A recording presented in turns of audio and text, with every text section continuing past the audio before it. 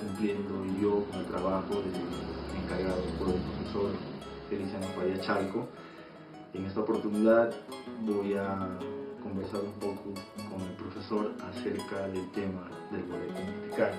Ante todo, profesor, buenas tardes. Buenas tardes, Harold. También un saludo a maestros de los países y a todos quienes vean este video. Y muchas gracias por tu visita. Ojalá, espero no decepcionarte. Claro. Respecto, profesor, al boletín Titicaca, yo quisiera ponerle unas cuantas preguntas para poder informarme yo y informarnos todos respecto a este tema. Voy a empezar por esa primera pregunta respecto a ¿dónde nace el boletín Titicaca? Bien, bueno, podríamos conversar sobre ese aspecto partiendo quizá desde la gestación del grupo Bohemia Andina, que es un grupo de jóvenes que tienen un vínculo esencial, que es el discipulaje de José Antonio Encinas. Más o menos inicia sus actividades con la publicación de la TEA en 1916. Sin embargo, muchos de estos jóvenes participan en varias revistas. Por ejemplo, Emilio Romero, ¿no?, participa en Cirrus y en Figulina, que son dos revistas de un corte muy conservador, muy tradicional en Puno. Es un grupo además que está conformado por jóvenes hijos de magistrados, de fiscales, de gente notable en Puno. Y en la vera opuesta se encuentran Arturo Peralta, Alejandro, está incluso Emilio Vázquez. En ese momento todavía se encuentra inmerso en el grupo Emilio Armaza, ¿no?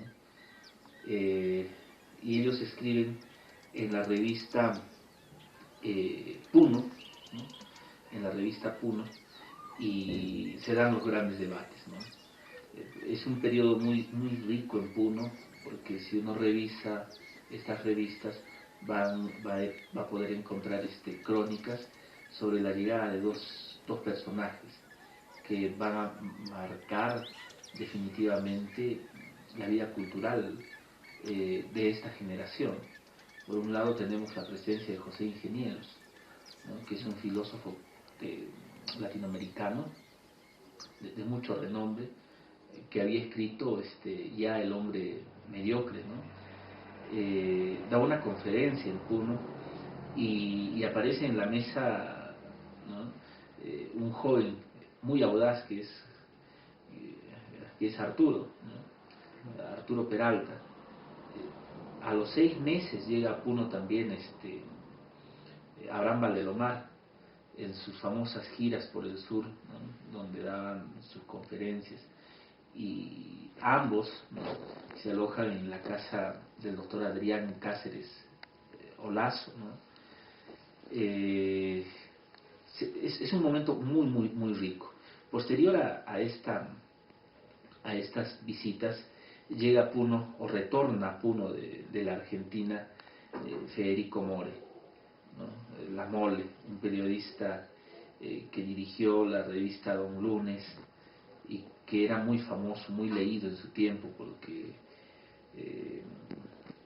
había llegado a derrocar a varios presidentes con un solo artículo, ¿no?, en la prensa nacional. Él es de familia puneña, ¿no? Entonces, posterior a esto, se configura un grupo que es conocido como el grupo Bohemia Andina, ¿no? Participan todos, a excepción de Emilio Romero, ¿no?, quien se distancia. ¿no? Incluso hay algunos artículos que escribe, por ejemplo, Churata o Arturo Peralta, todavía no hablemos de Gamaliel, que es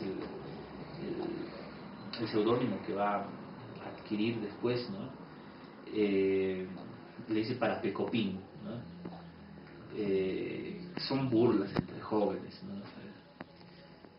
Y el primer momento de estos jóvenes que conforman Bohemia Andina está marcada por una estética modernista, ¿no? Expresamente, con una influencia del grupo Colónida de un modo preponderante, ¿no? Después de esto se desintegra el grupo, llegan a publicar 11 números de la revista. Esto es una revista, es la TEA.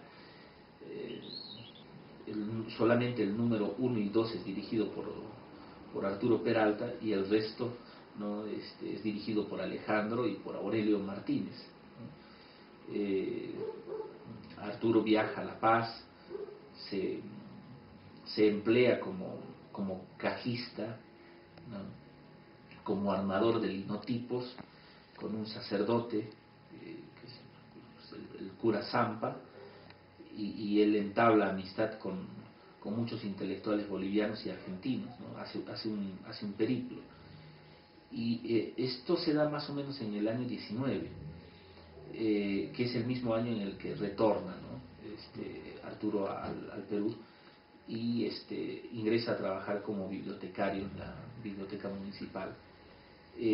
Hay un periodo de silencio ahí, que es del 20 al 24 más o menos, que es el mismo periodo en el que, si nosotros recordamos, José Carlos Mariátegui se encuentra en Europa, en Italia, ¿no? Se configura todo un movimiento, y es recién en el 26 en el que aparece el boletín Titicaca, ¿no? Que es un documento esencial, ¿no? No sé específicamente quien ha trabajado más el tema es Cintia Vich, ¿no? Vanguardias de altura, ¿no? Vanguardias de altura se llama, y también César Ángeles Caballero, que tiene un pequeño artículo basado en una entrevista hecha al mismo Gamaliel, ¿no?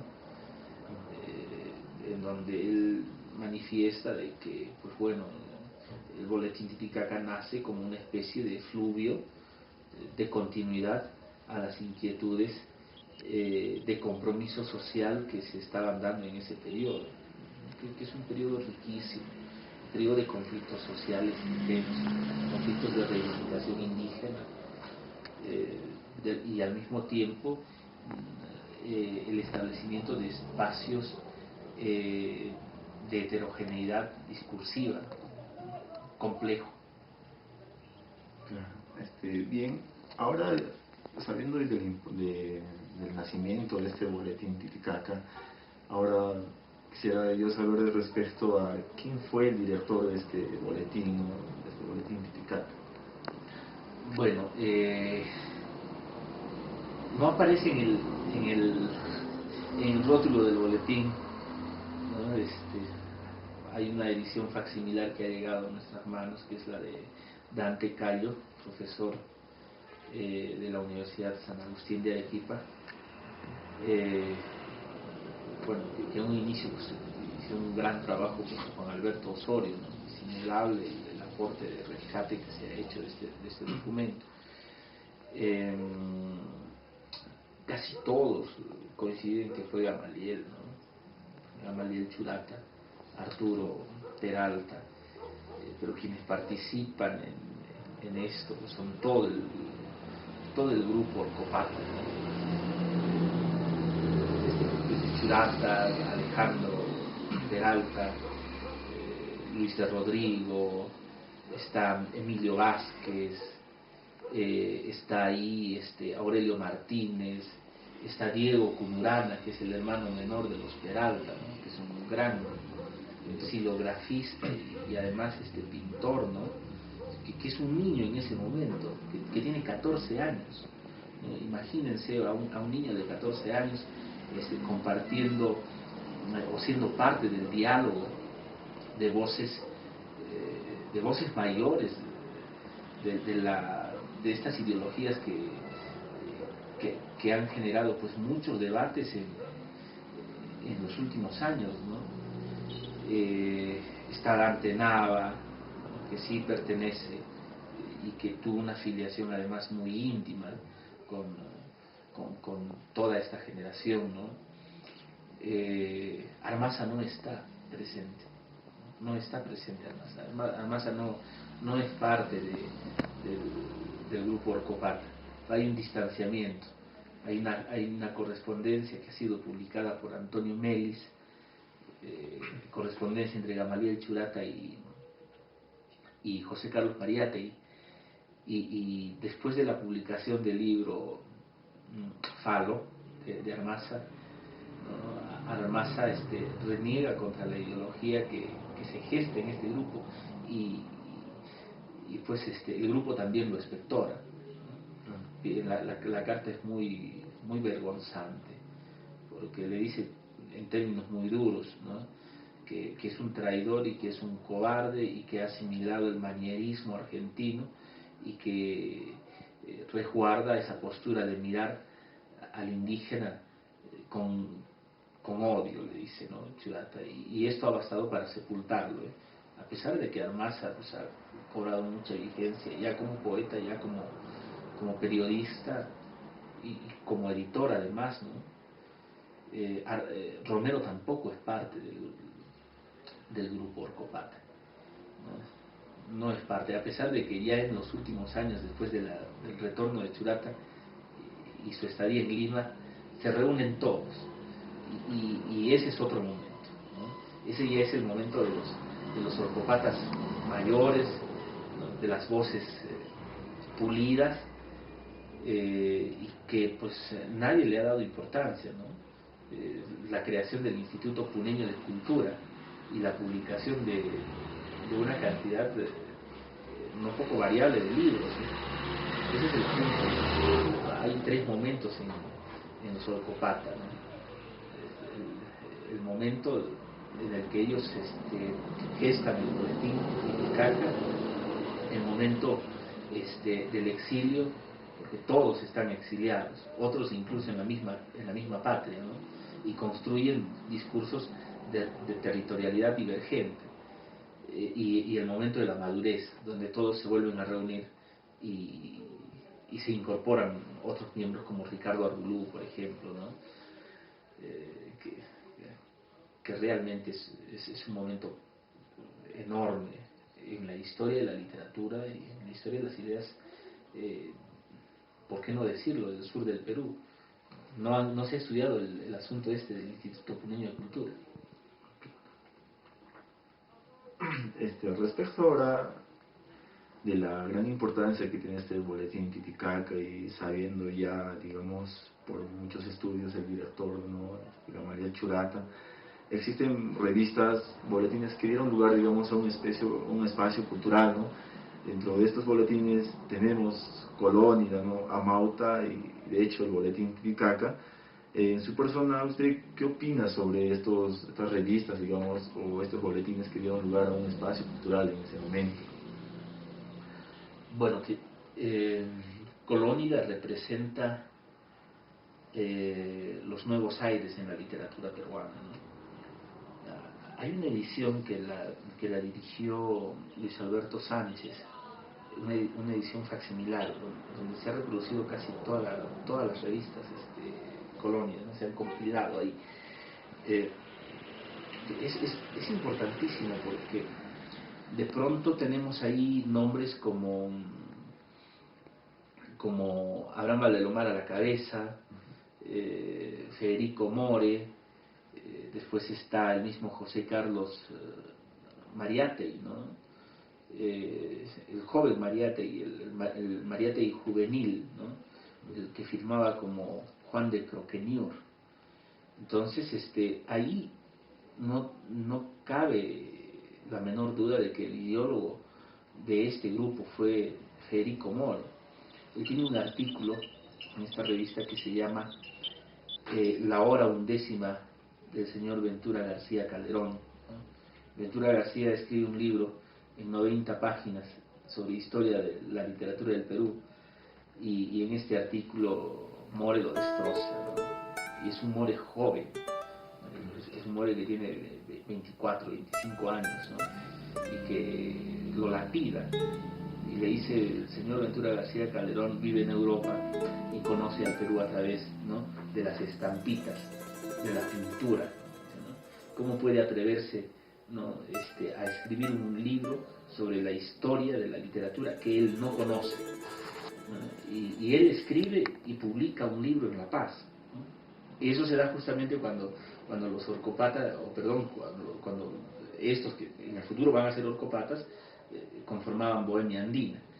Y precisamente More viaja a Bolivia y pasa por Puno y tiene una reunión con estos jóvenes, ¿no? Y reciben una influencia maravillosa, ¿no? Una influencia bárbara al mismo tiempo, porque ese es el espíritu de Federico. Federico es conocido como la mole en la historia del periodismo, ¿no? Así lo cataloga Paco Igarota. Ahora, Marta Hildebrand, ¿no?, le dice a Orondas de que César Hildebrand es una mala caricatura de Federico More, ¿no? Es una caricatura, ¿no? Pero bueno, Federico y Abraham Valdelomar y el mismo José Carlos, que José Carlos era muy joven todavía en el grupo Colónida, tienen una influencia determinante, ¿no? Y con Amauta pues casi se gestan paralelamente, ¿no? Churata madura ideológicamente, son, ¿no?, hasta podríamos decir que la primera intención del boletín era mostrar una nueva retórica de la vanguardia, una especie de retórica híbrida entre las concepciones estéticas que se habían desarrollado en Occidente, en la vanguardia occidental, con una mezcla del lenguaje, del lenguaje indígena, ¿no?, del lenguaje indígena y de las metáforas indígenas, metáfora viva, ¿no?, el que podríamos utilizar incluso las propuestas de Paul Ricoeur para manifestar y lanzar una hipótesis, ¿no?, hacer un híbrido entre dos concepciones estéticas, en dos estetopercepciones, como él lo llamaría, ¿no? Bueno, hay correspondencia, y esa correspondencia ha sido publicada por Antonio Melis, que es un profesor italiano. Entonces hay un vínculo genésico entre Amauta y el boletín, ¿no? Y no solamente con ellos, también con Guillermo de Torre, ¿no?, con quienes dirigen las revistas La Sierra del Cusco, con quienes dirigen la revista Kuntur, ¿no?, en Sicuani, con quienes dirigen la revista Aquelarre de Arequipa, y estrechamente con el diario también La Crónica, que más tarde se va a llamar Cronicao, ¿no?, o sea, con la crónica en quechua, que es un periódico que tampoco lo han estudiado, ¿no? Y hay muchos artículos de Churata ahí, ¿no? Y también con el diario El Comercio del Cusco, la tendencia es esa, ¿no? Bueno. Ahora, estamos conversando respecto al tema del boletín Titicaca, ¿no?, de su influencia que ha tenido, ¿no?, con el boletín Amauta, con el boletín Colónida. Este pequeño boletín, digamos... Bueno, ahí sí tenemos que ser claros, ¿no? Titicaca es un boletín, ¿no?, pero Amauta es una revista mayor. Ahora, en los primeros números, la intención del boletín es, ¿no?, dar a conocer puntos esenciales de las ideologías que se están gestando y de las características estéticas de la literatura. Es imposible de que Amauta tenga la misma versatilidad y la movilidad que el boletín. El boletín en los primeros números son 4 páginas nada más, y después va creciendo, ¿no? Llega a 12 páginas a lo mucho en los últimos números. Pero la revista Amauta no tiene 36 páginas, 48 páginas, ¿no? Y hay notas de Churata en el Amauta, y hay notas de José Carlos en el boletín, ¿no? O sea, hay un vínculo genésico, no se puede hablar de indigenismo sectorizado, ¿no? Aunque ese término no le corresponde. Ahora, Harold, discúlpame que te haya costado, ¿eh? Bien, considerando lo que usted dice, profesor, respecto a el boletín, ¿no? Algo, digamos, un número pequeño, ¿no? ¿Cómo es que llegó digamos, a lugares de América Latina, ¿no? ¿Cómo es que este pequeño boletín se difundió a través, digamos, de toda la América Latina, ¿no? En ese entonces? Bueno, antes que el boletín circuló el poemario de Alejandro, Ande, que sale en la misma imprenta, Titicaca, y Ande viaja, ¿no? Se lo envían a César Vallejo, se lo envían a Borges, se lo envían a casi a toda la gente que desarrolla trabajo de esa naturaleza, ¿no? Y inmediatamente llegan las correspondencias, ¿no? Los comentarios, las críticas, las cartas, ¿no? Y la idea del boletín nace como dar muestra del trabajo intelectual que se está desarrollando. Por eso es que en el primer número del boletín Titicaca es pura reseña del epistolario, ¿no? De intelectuales latinoamericanos y de sus impresiones sobre el poemario de Alejandro Peralta, es decir, sobre Ande, ¿no? Sobre la metáfora cultural viva del universo indígena, ¿no? Ahí, por ejemplo, Vallejo le dice, ¿no? Caigo a sus pies, rendido, oh poeta, qué maravillosa metáfora discurren por sus venas. Eso es lo que le dice Vallejo a Alejandro, ¿no? Y así sucesivamente. Entonces,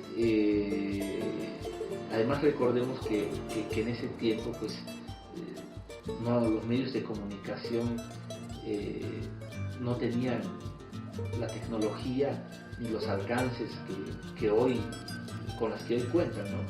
Y en ese sentido, pues, el boletín tiene una intención de renovar aires, ¿no? Renovar aires.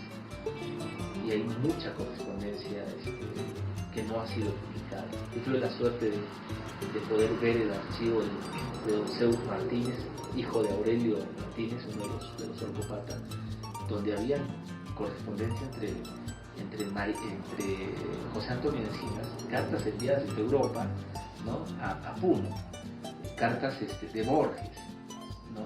Destinadas a Churata. Entonces, yo creo que en algún momento todos estos documentos van a salir a luz.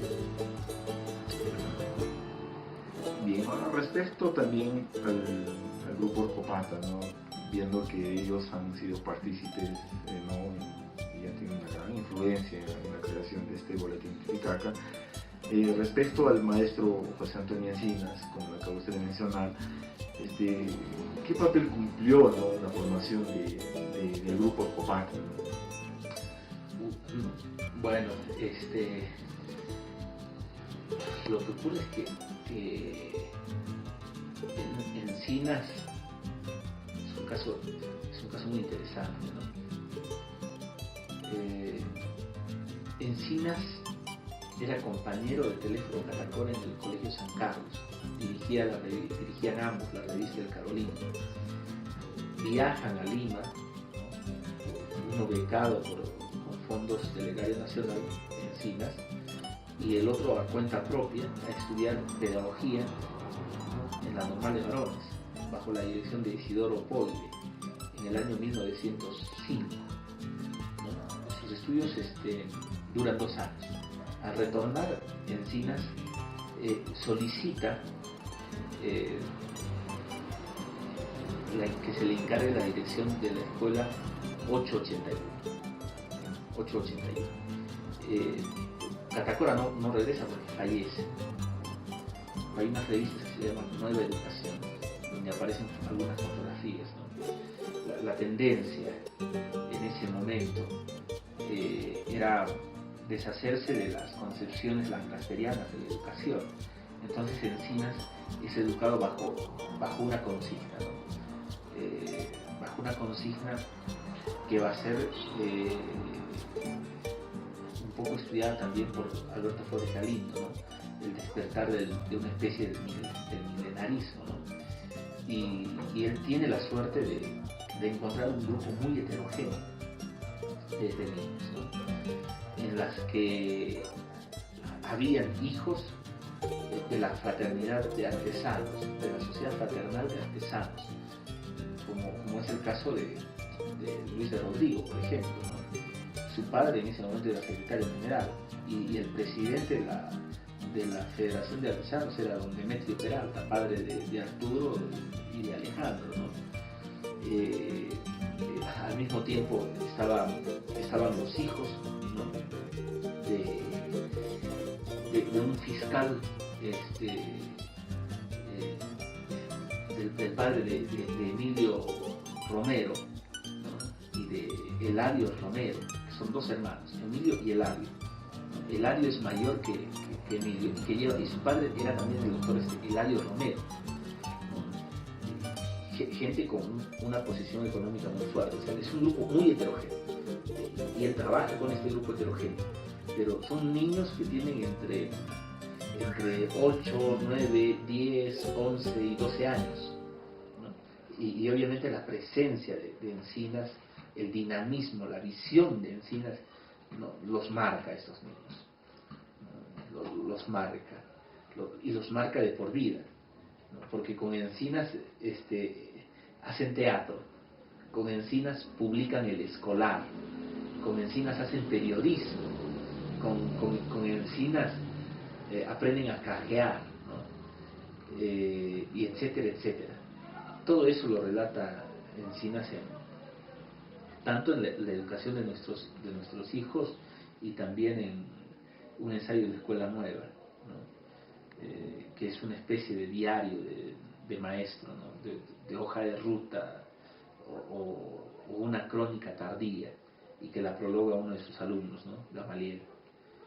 Es el que siembra la semilla, por lo menos la semilla espiritual. Bien, ahora respecto a lo que es, digamos, pues vamos al tema del boletín Titicaca, ¿no? Porque, claro, de hecho está que todo lo que usted nos está diciendo es partícipe, ¿no? De la gran importancia de este boletín. Ahora, ¿cuál fue el contenido general del boletín Titicaca y cuál fue, digamos, el tema central de donde se ha basado exclusivamente, ¿no? el boletín Titicaca? Caramba. Bueno, en realidad hay varias vertientes ahí, ¿no? Hay crónicas cortas, hay relatos, hay crítica social, hay crónicas comprometidas con la causa indígena, hay poesía, hay silografías,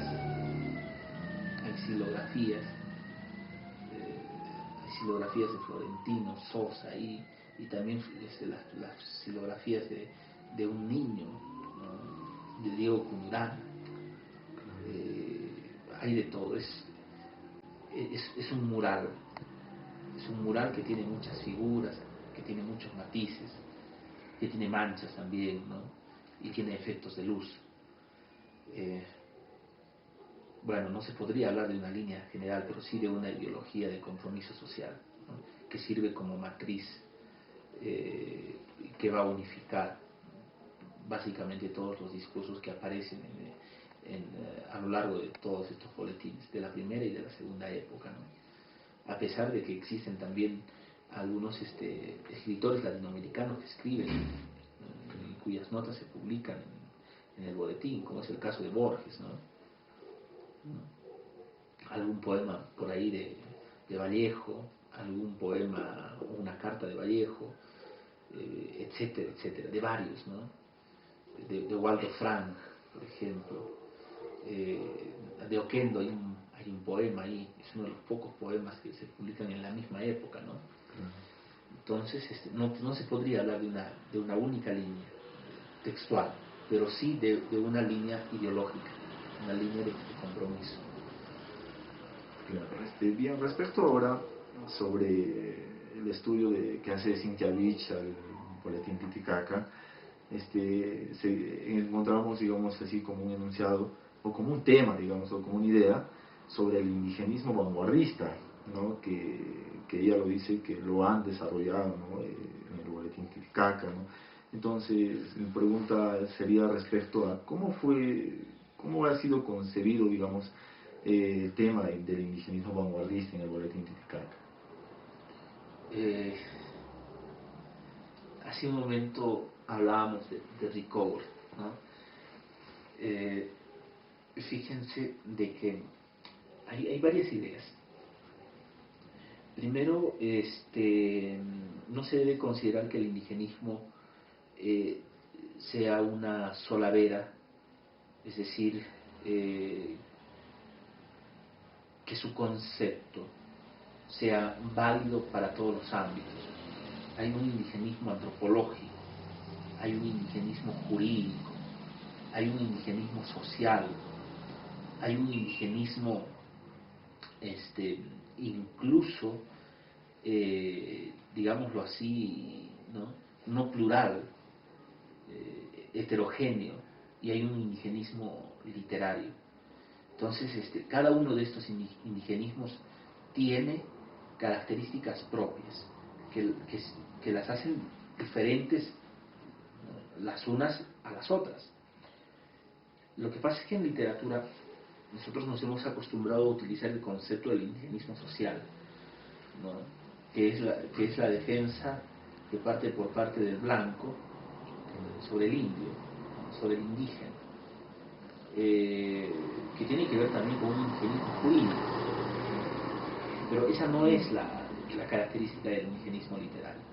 Específicamente, Churata tiene un artículo que aparece a manera de bando, poco antes de que abandone el Perú y reside en Bolivia. Y es un poco polémico porque dice, ¿no?, nuestras estéticas, nuestras filosofías, ¿no?, son las de los caníbales para los europeos, pero para nosotros incluso el amor tiene otros matices, dice, ¿no? Entonces, podríamos considerar, ¿no?, de que el indigenismo que concibe en el grupo Orcopata es aplicar las propuestas estéticas de la vanguardia occidental a el contexto indígena, ¿no?, por lo menos a la territorialidad de los imaginarios indígenas, ¿no? Entonces ahí hablaríamos del nacimiento de las propuestas de Rickover, ¿no?, que existen metáforas vivas y que estas metáforas son construcciones culturales a las que difícilmente va a poder penetrar alguien que no pertenece a esa cultura.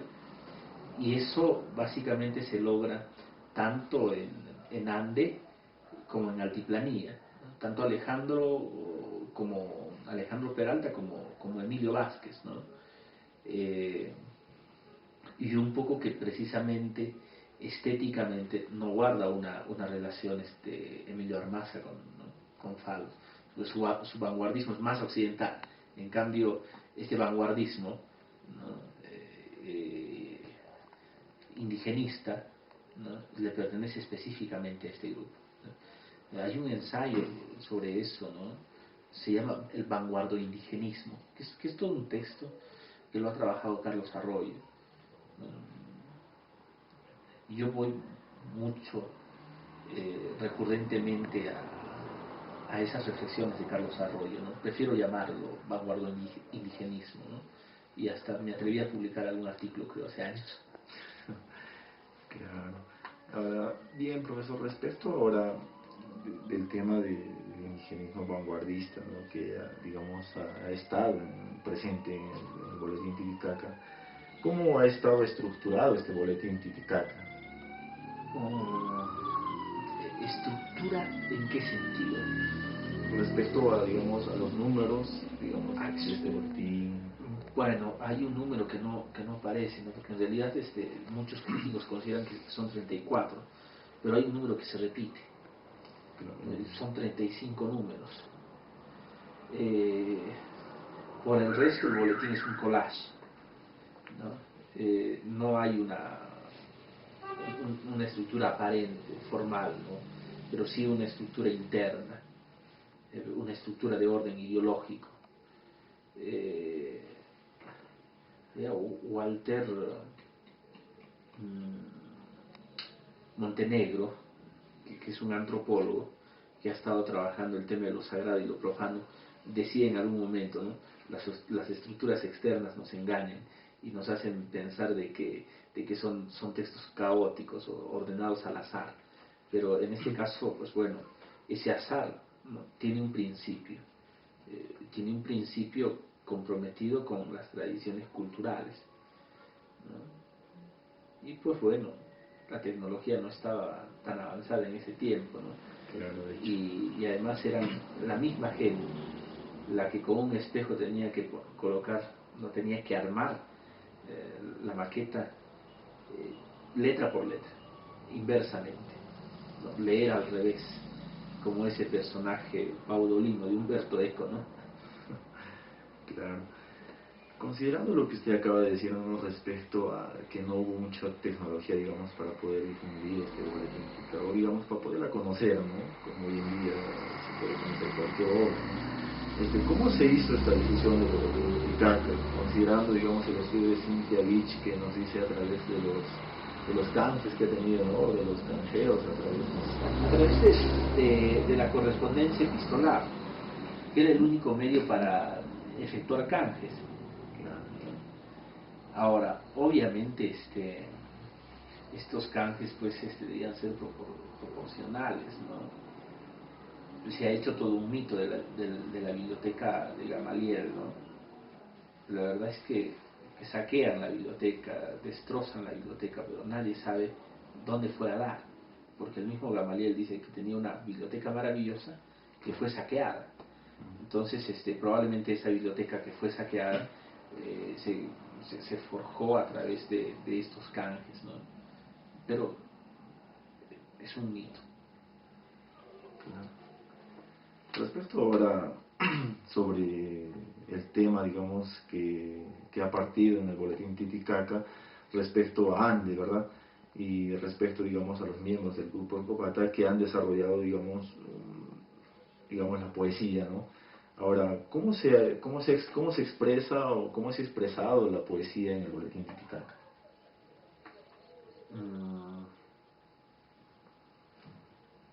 Coges algo muy interesante. Ayer hablaba con un grupo de artistas plásticos en una conferencia que una universidad que se creó recientemente, ¿no? Y hablábamos de las posturas que se manejaban en el arte. Muchos de ellos consideraban de que incluso en una pintura, ¿no? Había un mensaje. Desde el estructuralismo saussureano, ¿no? El mensaje es uno de los elementos de la comunicación que van desapareciendo en las gramáticas híbridas, en las gramáticas que poseen la lógica del caos, ¿no? Que son los últimos modelos que han llegado a superar a la pragmática o al análisis del discurso, ¿no? Y se habla ahí de expresión, ¿no? Y bueno, te presentas tú y me dices cómo se expresa la poesía, ¿no? Cómo se expresa la poesía a través de un código híbrido, ¿no? Entre concepciones estéticas occidentales y lenguaje, ¿no? También híbrido. O sea, hay una doble hibridez, ¿no? De concepción ideológica, de concepción estética y en el otro orden en composición, en forma, en estructura.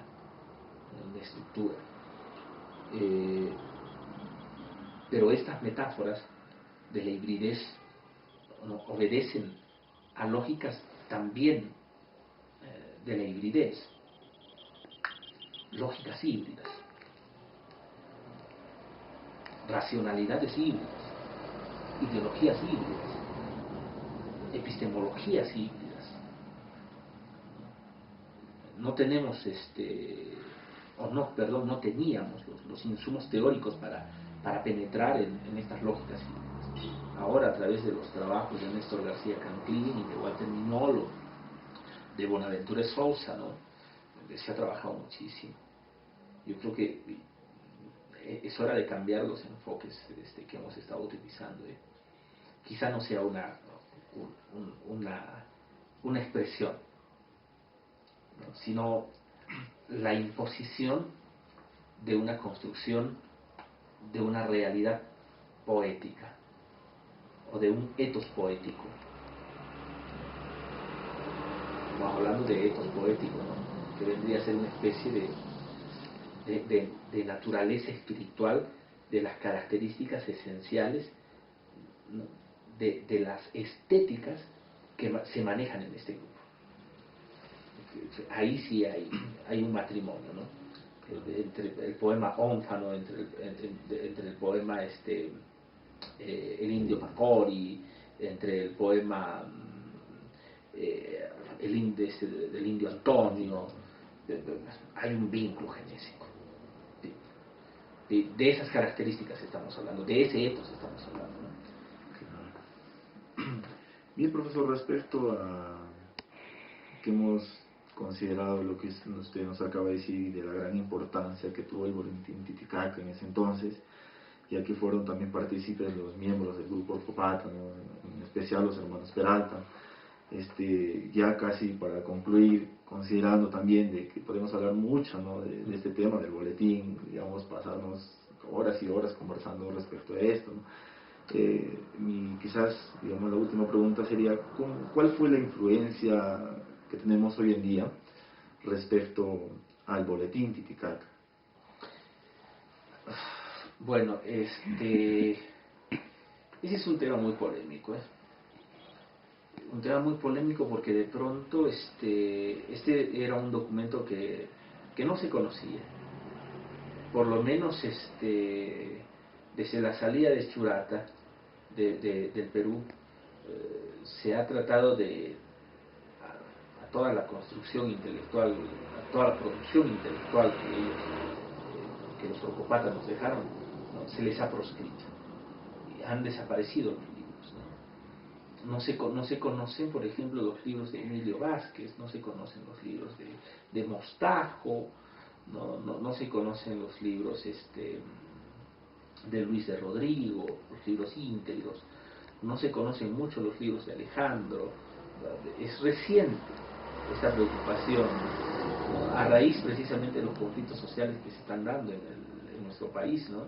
Hay una oleada de análisis de las racionalidades indígenas, etcétera, etcétera. Y estos trabajos pues sirven como un puente para los analistas, para estudiar, ¿no? Básicamente desde el 99 empiezan los estudios sobre el boletín, sobre Churata, ¿no?, a pesar de que hay antecedentes geniales como Omar Amayo, como José Luis Ayala, ¿no?, son voces mayores, Cintia Beach también, ¿no?, reciente trabajo de Cintia Beach, ¿no? Entonces Luis Vélez, Max Mier, Ricardo Badini, ¿no?, desde el 96, 99. Entonces yo no creo que, por ejemplo, Jorge Flores haya tenido acceso al boletín. Dudo mucho que José Paniagua haya tenido acceso al boletín. Dudo mucho de que incluso Omar haya tenido acceso al boletín, ¿no? Ayala sí, porque, bueno, su suegro está casado con la hija de Mateo Jaica, ¿no? Dudo mucho de que Feliciano Padilla, nuestro gran maestro, haya tenido acceso al boletín antes del 2000. O sea, accedemos recién después del 2000, después de este rescate tan maravilloso de Dante Cuno, Cayo Cuno, ¿no?, y Juan Alberto Osorio. Entonces no hubo una influencia directa. Las influencias se están dando ahora, con estudiosos más jóvenes, ¿no?, que tienen la vitalidad por encima del espíritu, y que, pues bueno,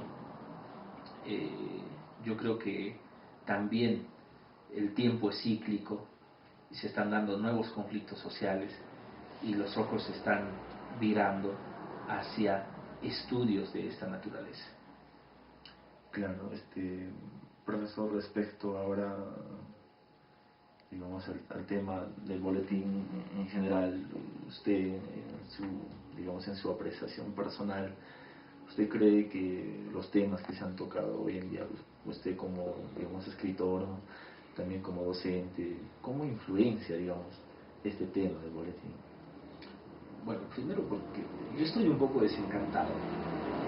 Primero porque la universidad me parece que ya no se les permite hacer investigaciones de esta naturaleza, ¿no? Porque no comprenden las lógicas, no comprenden las motivaciones epistemológicas que se están trabajando en la actualidad. No hay nadie absolutamente que trabaje el tema de Bonaventura Santos, epistemologías del sur, o racionalidades del sur. No hay nadie que comprenda y que esté manejando el tema de la igualdad y de la diferencia desde las lógicas híbridas o desde las epistemologías híbridas, ¿no? Entonces, tampoco hay nadie, no se nos permite trabajar esos temas, ¿no? Y me parece que los han castrado, ¿no? O les han hecho por lo menos una especie de ligadura que no les permite generar nuevas ideas. Y esto implica una desconexión, ¿no? En términos de Néstor García Canclín. Nos han desconectado del entorno, porque son con estas epistemologías que se pueden comprender todos los fenómenos sociales que están aconteciendo. No podemos leer la realidad en registros anteriores. El tema de la disociación y del conflicto, por ejemplo, en Churata es notorio. El pez de oro, ¿no? Desde la máxima creación de un mito hasta un símbolo, ¿no? Es básicamente eso, ¿no? Pero no comprendemos, ¿no? ¿Por qué se da el aymarazo? ¿Por qué se da el conflicto minero, el conflicto antiminero, el conflicto, los conflictos verdes, ¿no? Los conflictos socioambientales, etcétera, etcétera? Porque no estamos trabajando esas dimensiones. Entonces, yo estoy seguro de que hay que cambiar esta postura, ¿no? Yo creo que la coordinación de investigación tiene que abrir los ojos, tiene que permitir y tiene que exigir que se hagan este tipo de investigaciones. No hay, yo conozco 2 trabajos, creo, en la facultad en la que se haya trabajado sobre el boletín, 2, ¿no? Pero los presupuestos teóricos no están a la estatura de estos discursos, ¿no? Claro. Bien, profesor, agradeciendo con esta pequeña entrevista, ¿no?, que usted realiza con mi persona, y sé que muchos de mis compañeros que van a ver este pequeño video van a estar satisfechos y tratar, ¿no?, de difundir, digamos, lo que usted tiene conocimiento sobre este pequeño, o este gran, ¿no?, digámoslo ahora, ¿no?, sobre este gran tema del boletín Titicaca. Bueno, agradecerle, ¿no?, sobre esta pequeña entrevista, y bueno, desearía yo mucho, ¿no?, poder conversar más sobre este tema, y muchos de los compañeros también esperan eso. Bueno, yo te agradezco, Harold, la visita. Te pido disculpas además por no haberte podido atender en los días anteriores, y aprovecho la ocasión para felicitar a tu maestro, que también es el mío, a Feliciano Padilla, narrador exquisito. De verdad, cuánta falta nos hacen maestros de esa estatura. Y también saludar a tus compañeros y también a nuestra delicada camarógrafa. Muchas gracias por esta visita y muchas gracias a Chano, y un abrazo a todos. Muchas gracias.